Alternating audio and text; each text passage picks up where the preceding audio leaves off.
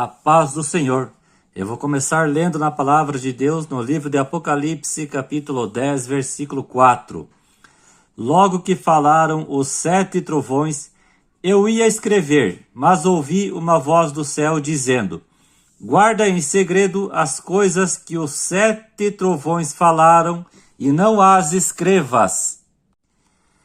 Essa passagem é literal ou simbólica?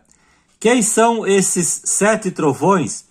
Por que João foi impedido de escrever o que ouviu dos 7 trovões? Cada trovão falou algo ou todos eles falaram a mesma coisa e ao mesmo tempo? O que os 7 trovões falaram já aconteceu ou vai acontecer? Tem quem acredita que João foi impedido de escrever o que os 7 trovões falaram porque era assustador demais para o homem saber.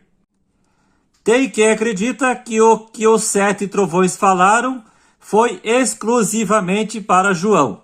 Era algo só para João e não para a humanidade. Minha opinião sobre esse assunto. Esse evento é futuro, ainda não aconteceu. A Bíblia não diz o que os 7 trovões falaram e que esse evento de Apocalipse capítulo 10, versículo 4 é literal e não simbólica. João realmente ouviu algo.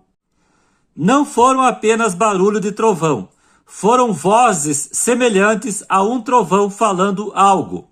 Esses trovões não são seres vivos. Deus está por trás disso. Foi a voz de Deus que ecoou junto ao som dos trovões. É como se a voz de Deus fosse como um som de trovão. Não é a primeira vez que isso acontece, de vozes vindo como o som de um trovão no céu.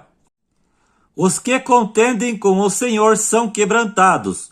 Dos céus troveja contra eles. 1 Samuel capítulo 2, versículo 10. Trovejou o Senhor desde os céus. O Altíssimo levantou a sua voz. 2 Samuel capítulo 22, versículo 14. Trovejou então o Senhor nos céus. O Altíssimo levantou a voz, e houve granizo e brasas de fogo.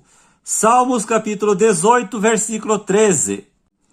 Quando do céu Deus falou com Jesus, para Jesus foi uma voz normal, mas para os homens que estavam ali com Jesus, foi o som de um trovão. João capítulo 12, versículo 28 ao 29.